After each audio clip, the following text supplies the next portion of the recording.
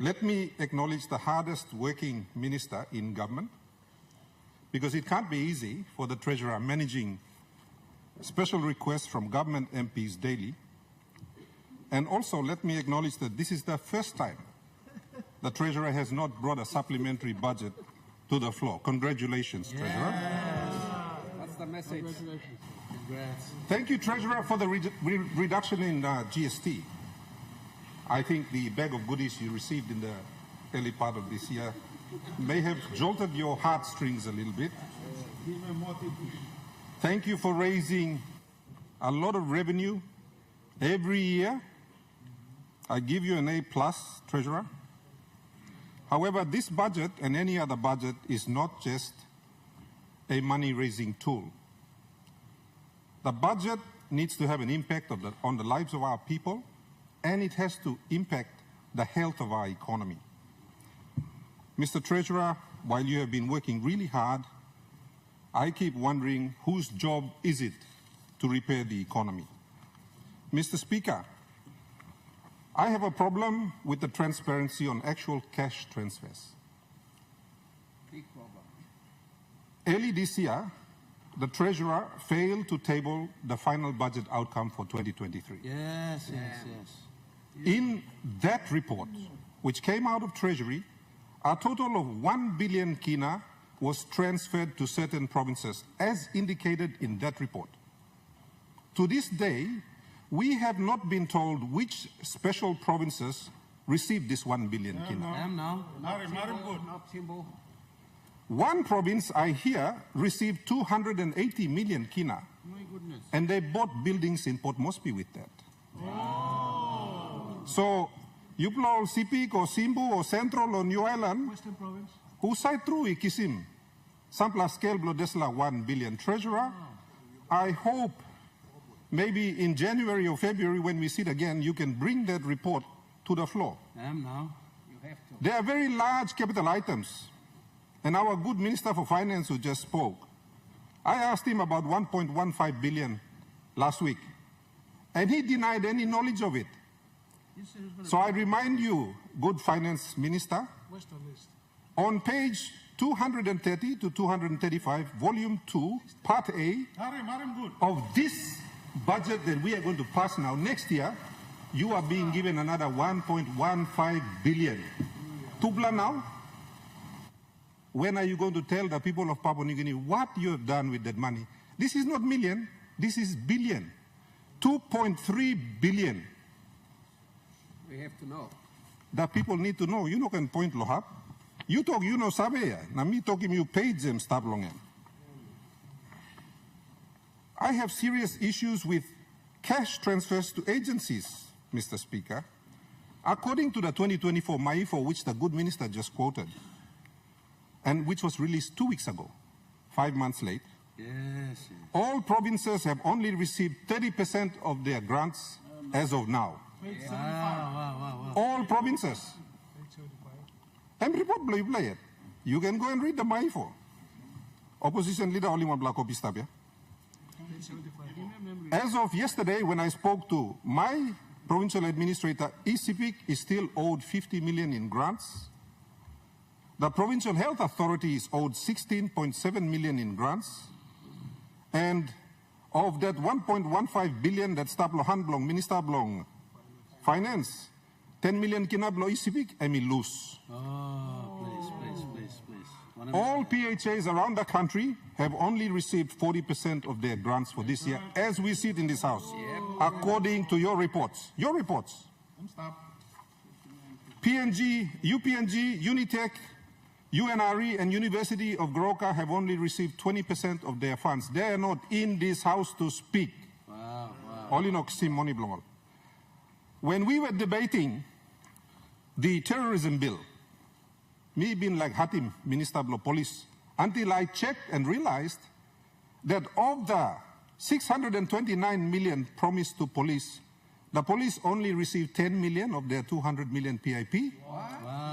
And of their operational funds, all police is in 30% tasol. That's right. My goodness.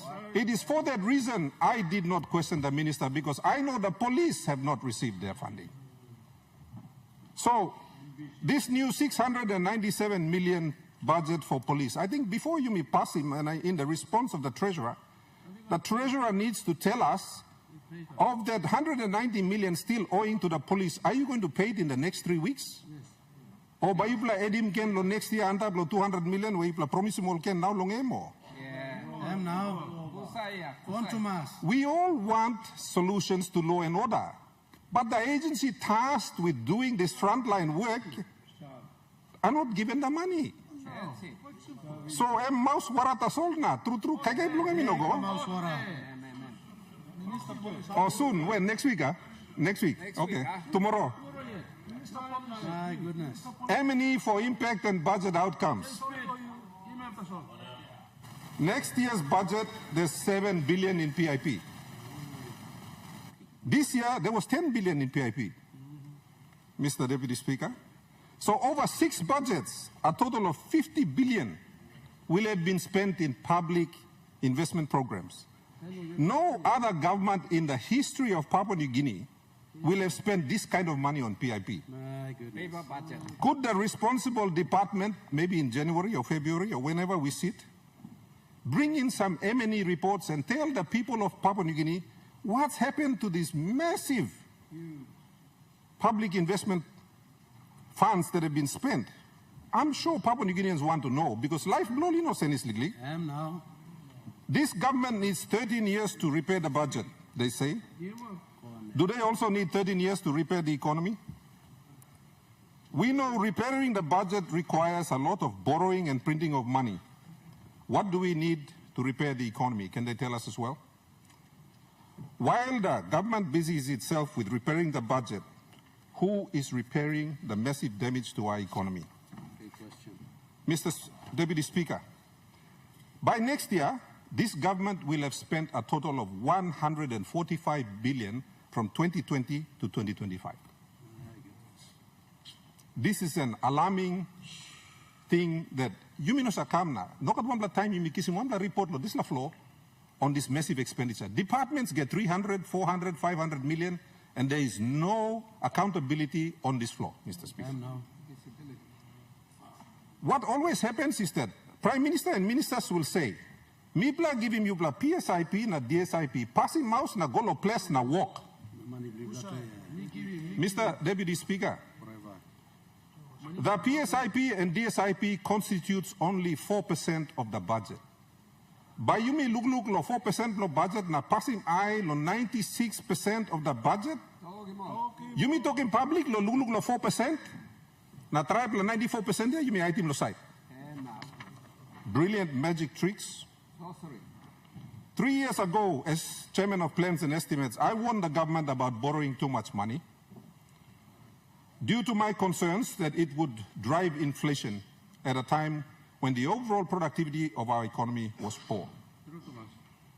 Mr. Deputy Speaker, what the government has done is very creative, very cunning, and very sneaky. By borrowing money and dropping it into the economy, they grew nominal GDP by 137 billion, and meantime, real GDP only grew from 66 billion to 76 billion. So in the same period, where nominal budget grew by 58 billion, real GDP only grew by 10 billion. Now, lo talk pisin, nominal GDP, I mean we can talk also Giaman GDP, because you throw my money go inside, na emba go big pla. Real GDP is what actually happens in the economy, through something. So our real productive economy only grew by 10 billion. So government, it is your challenge to change that. You can't allow this to continue, because that gap is exactly the living crisis that our people feel in their pockets. It is based on the true GDP. You know, this like Yaman nominal GDP, 137 billion, you may fight in Brussels. I have some more concerns. The good treasurer, the member for New Ireland and my good friend, keeps talking about deep budget holes. Yes. I want to show him some budget holes that he ignored in his statement. So, On volume 3A, page 555 to 554, we see that Works Department is going to receive about 1.6 billion, mostly for Connect PNG and for other roads. I want to say that that is a big improvement from the 600 million this year. I also note that there's 300 million for arrears for Connect PNG contractors. So, traveler money straight here. You know, I thank you for finally trying to balance it, but let me raise another concern. Total PNG contracts, total Connect PNG contracts now stand at around 10 billion kina. Wow. Because the last time I raised the issue, I know the minister came to this floor and said it was 7 billion. Now, Mr. Speaker, Finance Minister or Works Minister need to table all of those contracts in Parliament because this 10 billion here, it is a liability. It is not part of the 64 billion kina debt. And what you are doing a lot of times is giving a contract. In the past, when you give a contract for 300 million, you are supposed to take the 300 million and put it into a Works trust account. You are not doing that anymore. You are giving a contract into the future. So, at the next sitting, I urge whichever minister it is, finance that manages contracts or Works that manages the actual building of the roads, to table all of the contracts so the people of Papua New Guinea can survey. Yes.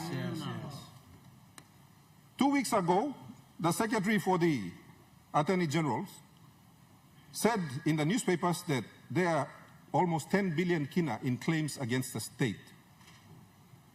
Mr. Speaker, we need a briefing from the Attorney General so that our leaders of Papua New Guinea can aware of what are these potential liabilities sitting off the books. We need the total claims of 10 billion at least in a summary report presented to the members of Parliament, Mr. Speaker. In Treasury, you will notice that there's a 299 million budget there under 207 to pay for arrears. Now, these are arrears here. What is the total number? Is it 6 billion? Is it 7 billion? Could the Treasurer table a report on this floor to tell the people of Papua New Guinea what is that bill? Because it is not part of the 64 billion official debt that we are talking about. Mr. Deputy Speaker, I received a communication from the Employers Federation of Papua New Guinea. This is something that many of us suspected over time. Now, our businesses, our honest, genuine businesses, based on the fact that the government automatically removes 10% GST, they are owed between 3 and 4 billion in GST rebates. Now, they have written to the government, and the government refused to respond to them. Now, that is a liability, because in order to pay them back, in this budget book, we have to make an allocation to pay them back. IRC cannot give them the rebates. So there's 3 or 4 billion. Mr. Deputy Speaker, 30,000 genuine businesses have applied for these rebates, and they are still waiting. Wow. This government is killing honest and genuine businesses by withholding rebates that they are owed. Contingent liabilities. And I want to thank the Treasurer and the Treasury team. I have to say, this MAIFO has been the best one beating previous years because of the amount of detail. There's 8.7 billion in contingent liabilities sitting there that are not part of the 64 billion official debt. I note also that the additional equity for PNG LNG, around 2.8 billion or $692 million, is not captured anywhere. So I want to ask, where is that liability being held? The other one is the loan for the purchase of aircraft for Air New Guinea. And I note also that the people of Papua New Guinea are giving 300 million kina to Air New Guinea next year. So, there's la 3.4 billion kina dinau lo bai mo nubla balus lo Air New Guinea. Bai mi putim lo wanem hap. If I add it up, that gives us 6.2 billion in additional loans that are sitting off the books. Suppose me adi molgada desla number, that's 45 billion kina in potential debts that are not part of the 60 official debt. Now, Mr. Speaker, future governments are going to pay. Section 209 of the Constitution, the government has a responsibility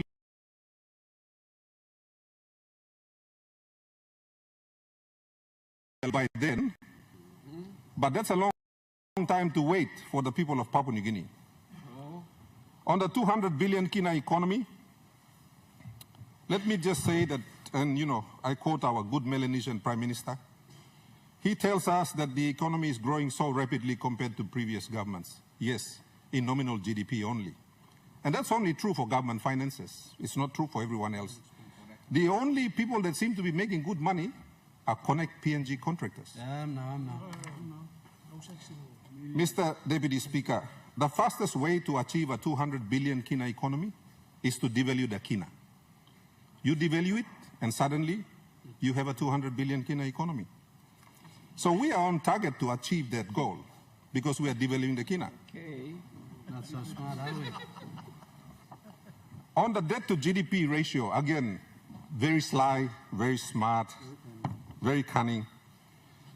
Because the Fiscal Responsibility Act requires that the debt to GDP ratio is calculated against nominal GDP. Mr. Deputy Speaker, they're very smart. They just borrow the money, throw it in, and it pushes the debt to GDP ratio down. You can print money to do that, and that's what we've been doing. So it looks good on paper, but all man meri law, outside here, all pilimpen. So this printing money, which is brilliant for balancing government books, borrowing money, getting money out of central bank, is a brilliant trick. But I want to thank the Honourable Richard Masere and NSO for releasing the real numbers. Let me congratulate you, Minister. Well done. First time. Well done. Another alarming development, and you know, I like the fact that the Treasurer gave us a very short, I think his shortest budget speech so far. So it's a very short one. Thank you, Treasurer. Nothing to brag about. The interest payments were not mentioned. 3 billion this year. Next year, 3.5 billion, as the Deputy Opposition Leader and Shadow Treasurer said. Now that number is going to grow. 12% of next year's budget, Emblo-Begim Dinautaso. Why is the government so quiet on these things? Very sneaky. These are ninja tactics, Mr. Deputy Speaker. So rather than you me just soy more lo when have go wrong, Mr. Speaker, me like give him all sampler free advice lo how lo all can fix him economy. The missing medicine for our economy lies in the real private sector, not your Connect PNG contractors, not your medicine suppliers, but the real private sector. The real ones that pay taxes. Not those that you are renting and buying offices from, the real ones. Mr. Deputy Speaker, the government promised the people of Papua New Guinea 1 million jobs. In this policy document, our good treasurer tells us that they are only producing 10,000 jobs a year. 1 million? So, you want to fix real GDP, you need real jobs, not paper jobs. Give the people of Papua New Guinea the 1 million jobs you promised. And you want to know how you do that? Well, first of all, get the real private sector going. Pay them back the money that you owe them, because you bloody now long na putting money against the budget. Pay them back so they can get their businesses going, Yes. and they can employ people and help you to create jobs. Why na you one thing also this la budget 28 billion ya ba creating work 28 billion ya. I'm creating 28,000 jobs that's all Connect PNG. It's not creating jobs anywhere else. That's it. It's keeping 28,000 people employed. That's it. Not good enough. In the 2023 business survey of 100 business CEOs in PNG by the International Trade Administration, the business people in Papua New Guinea listed the following as the biggest impediment to doing business.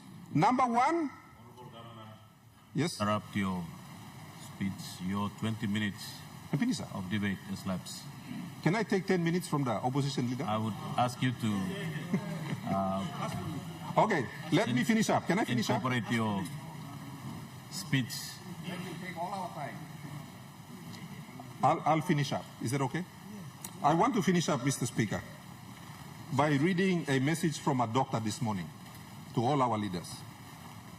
Thank you, Governor, for being our voice. I said in the National Health Conference a few weeks ago, and the PM told us that we needed to care more, do more, and that we doctors are highly paid. I felt insulted because we had not received any money to do our work.